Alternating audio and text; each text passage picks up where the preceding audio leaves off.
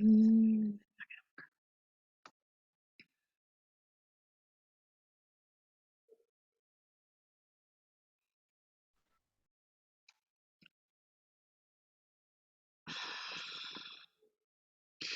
Bueno, estábamos hablando de esta partecita. Ya todo el mundo se habría ido a trabajar seguro. Pero bueno. Alteraciones Perdón respiratorias. que ¿Cómo? te moleste, perdón que te moleste, pero nosotros también estábamos trabajando y no Sí. pudimos escuchar mucho. ¿Nos podrás subir después el power? Sí, sí, sí, subo. Subo Gracias. todo, sí. Todas las clases se van a subir, así que eso tranqui. Un poquito de alteración respiratoria. Entre una de la que vimos, la que presentaba el paciente. Eh, a ver, intercambio gaseoso, interfase. Bueno, esto después lo vamos a rever. El- bueno, la fosa nasal, orificio nasal, toda esa sería la parte respiratoria, incluido el diafragma. ¿Sí? Bueno, insuficiencia respiratoria. La función principal del aparato respiratorio es mantener un intercambio gaseoso adecuado, ya sea en condiciones de reposo o ante el incremento de consumo de oxígeno sistémico, por ejemplo, la actividad física o alguna patología. La insuficiencia respiratoria se establece cuando el intercambio gaseoso se encuentra significativamente alterado y el pulmón no logra oxigenar en forma suficiente la sangre arterial y no impide la retención de CO2 o ocurren ambos fenómenos. Esto básicamente sería esa parte. También se define la insuficiencia respiratoria por la presencia de una presión arterial de oxígeno menor a la esperada para la edad del paciente. Esa es una fórmula que hay porque no es lo mismo tener 20 que tener 80, y entonces se tiene que calcular 104,5 menos 0,42 por la edad. Y eso te da la presión arterial de oxígeno que debería tener ese paciente para esa edad. Y con eso uno sabe si está bien, si está, digamos, dentro de los valores, siempre y cuando se esté sobre el nivel del mar. Si existe un índice de PAFI menor de 300, el paciente estaríamos en presencia de un paciente con insuficiencia respiratoria. Si existe hipoxemia, tiene una saturación periférica de oxígeno menos del 92%, y una hipoxia es la falta de oxígeno en los tejidos, niveles elevados de ácido láctico, por supuesto estamos en presencia de mayor gravedad, y es muy probable que veamos livideces, veamos un estado de hipoperfusión, por ejemplo, que el paciente esté somnoliento, que haya disminuido el ritmo diurético, por ejemplo.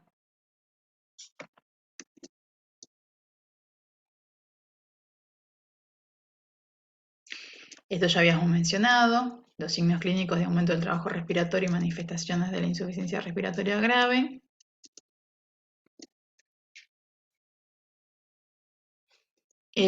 Como ya expresamos, la definición de la insuficiencia respiratoria se basa en un criterio gasométrico. Hay hipoxemia, la presión puede estar elevada también, o pueden existir hipoxia e hipercapnia.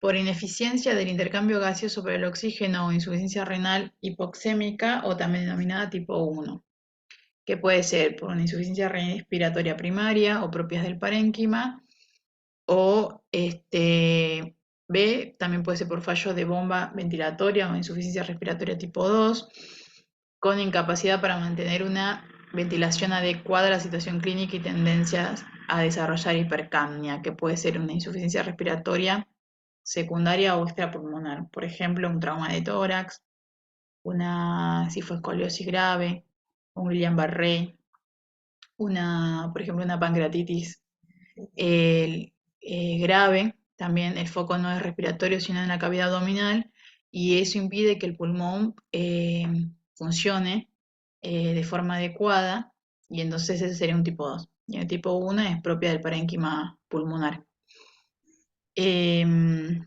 O puede ser por combinación de ambos procesos, por supuesto, porque también una neumonía es del parénquima, pero te genera un distrés respiratorio agudo, grave, que necesita RM y ensucia, digamos, todo el parénquima pulmonar, pero por una patología, digamos, pequeña, pero es un proceso inflamatorio. O, por ejemplo, el edema agudo de pulmón también, cardiogénico, o como dije, puede tener un EPOC que tiene tanto lastimado la parte del parénquima como también no tiene músculos, generalmente son pacientes con el diafragma muy debilitado, entonces también pierden la capacidad elástica, entonces podríamos estar en presencia de este tipo de patología.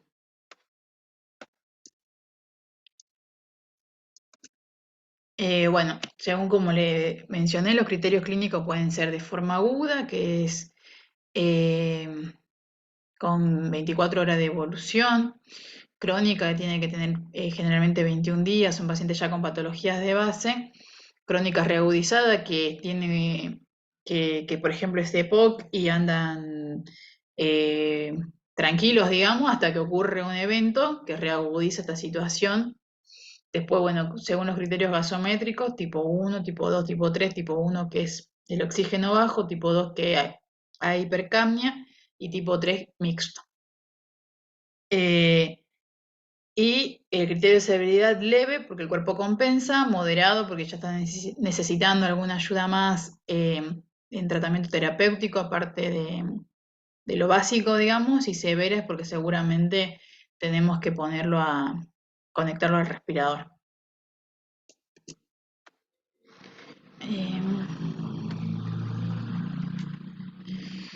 La insuficiencia respiratoria, bueno, hipoxémica. El fallo hipoxémico se caracteriza por la alteración del intercambio gaseoso con ineficiencia del sistema respiratorio o el sistema cardiovascular para mantener una oxigenación arterial adecuada al consumo de oxígeno sistémico. Los principales, bueno, es porque los principales mecanismos fisiopatológicos involucrados son los trastornos de relación BQ, que es el aire y el oxígeno, digamos. Quiero poner nombre. Quiero correr. Por ejemplo, tenemos una ventilación adecuada, es que este sería el alveolo y este sería el capilar. Lo adecuado sería que el alveolo esté libre, acá está el oxígeno, y acá viene la sangre con el dióxido de carbono, lo eleva, lo retira y baja el oxígeno y se va la sangre oxigenada en milésimas de segundo. Pero ¿qué pasa? Hay veces que, por ejemplo, hay un TEP, hay un coágulo en el pulmón o en una parte de alguna parte vascular y entonces no puede pasar el oxígeno, la sangre que necesita liberar CO2 y obtener el oxígeno. El alveolo está oxigenado, está libre, está bien, pero no le puede ofrecer. Eso sería una alteración de la perfusión, no de la ventilación. Y el otro tipo de alteración es que la sangre esté bien, fluya, pero el alveolo por alguna razón esté obstruido. Entonces está colapsado ese alveolo y no puede oxigenar. Entonces pasa la sangre con su CO2 para liberarlo y no lo puede liberar y no puede obtener oxígeno. Entonces hay una alteración en la ventilación y no en la perfusión, que son los tipos de alteraciones que puede haber.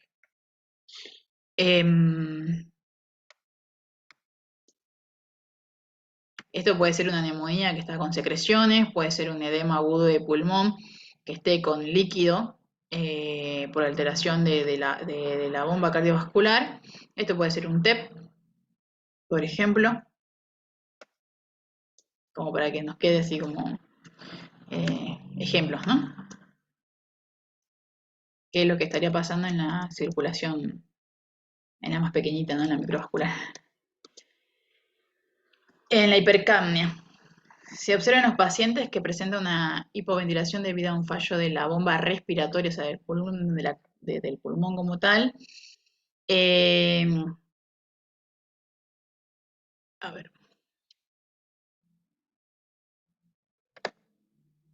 o bien en los enfermos que no pueden superar el incremento del trabajo respiratorio. La base fisiopatológica de la insuficiencia respiratoria hipercápnica es la hipoventilación alveolar. La ventilación alveolar es el proceso por el cual se renueva el gas alveolar y se mantiene su composición. De modo que la ventilación alveolar constituye el mecanismo para eliminar la CO2 producido por el metabolismo y requiere un adecuado funcionamiento de la bomba respiratoria y su aceitado mecanismo. Una de las causas podría ser que perdemos la fuerza muscular por desnutrición, por un Guillain-Barré, por un EPOC ya bastante acentuado.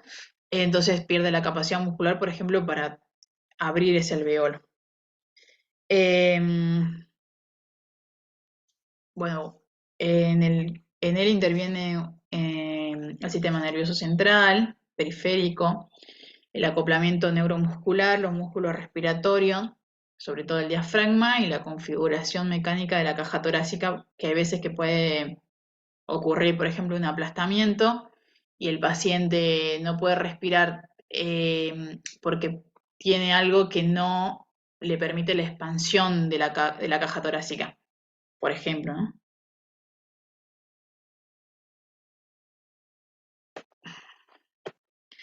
Cuando algún eslabón de esta cadena se encuentra afectado, existirá riesgo de fallo ventilatorio por hipoventilación alveolar con PCO2 alta.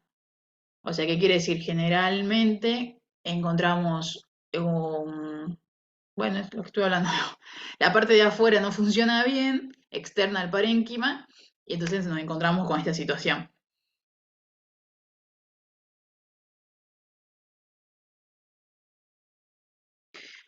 Para que la inspiración se lleve a cabo, el sistema respiratorio debe vencer las impedancias del propio sistema compuesto por elementos dinámicos como las fuerzas de fricción resistivas que se oponen al flujo de gas a través de las vías aéreas. Los elementos estáticos que representa dificultad que ofrece el pulmón y la pared torácica al sufrir un cambio de forma. La inspiración entonces requiere que la bomba respiratoria genere una presión que tiene dos propósitos. Uno, transportar el gas inspirado a lo largo del área y B, insuflar el alveolo. Es como el fuelle, o sea, tiene que lograr que el aparato haga esto, que entonces atrae, digamos, cuando uno inspira, baja todo ese oxígeno y también tiene que tener la capacidad de poder como aplastarlo para que salga, digamos, el dióxido de carbono y ocurre el intercambio. Y generalmente uno no anda pensando en la respiración, digamos. Ocurre de forma natural, digamos, inconsciente, por así decirlo.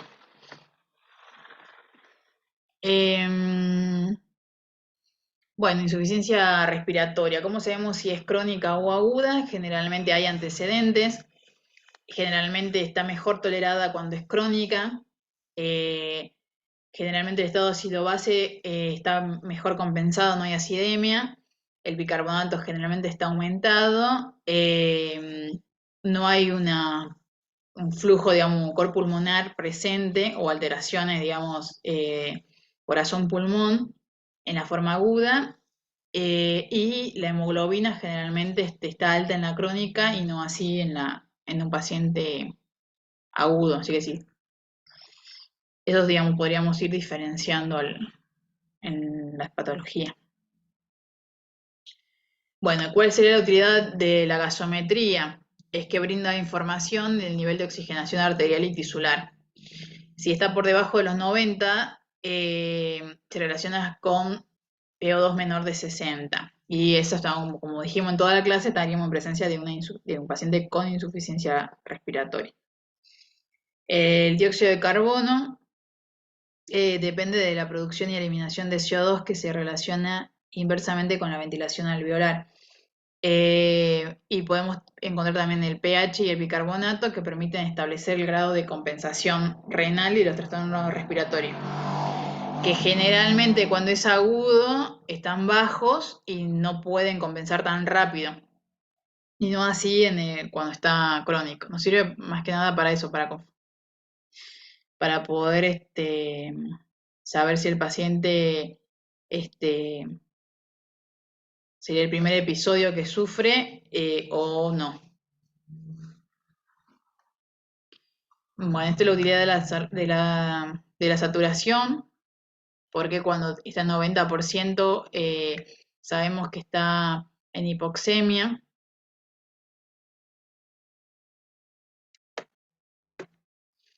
Esta es la relación de la saturación de oxígeno con la PO2 arterial.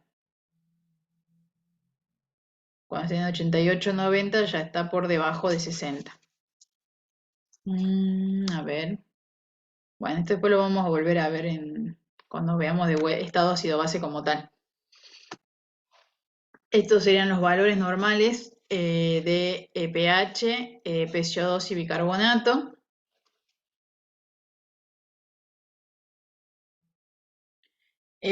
Bueno, fisiología respiratoria. Las condiciones necesarias para un adecuado intercambio de gases. Tenemos la integridad del centro respiratorio y correcta transmisión de los impulsos a los músculos respiratorios. O sea que no hay nada que desde la cabecita del centro respiratorio no esté bloqueando, digamos, el buen funcionamiento de la parte de los disparos eléctricos, ¿no?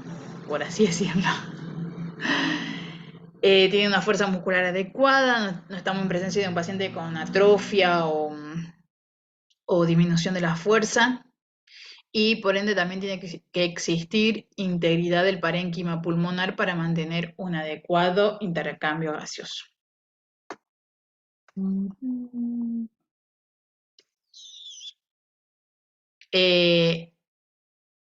Bueno, acá tenemos algunas causas que pueden provocar, que estuvimos mencionando.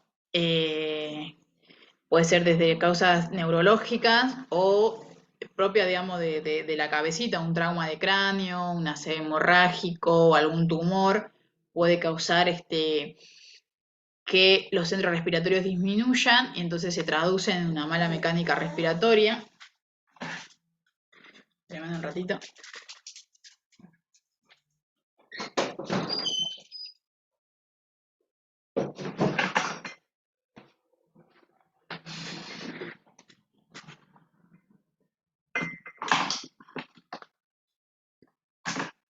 Puede haber alguna lesión a nivel de la médula espinal,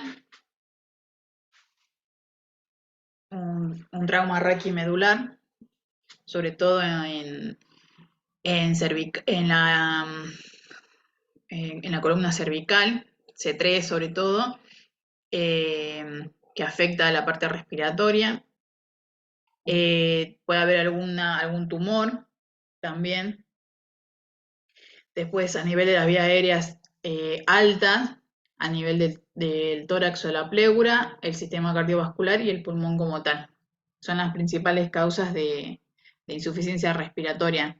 En el caso clínico que vimos era el parénquima, porque era una neumonía.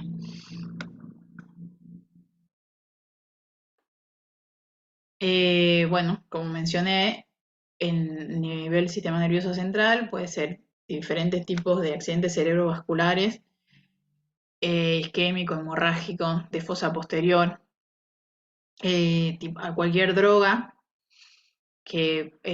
anestesias, trauma, un estado de coma, puede ser tumores también.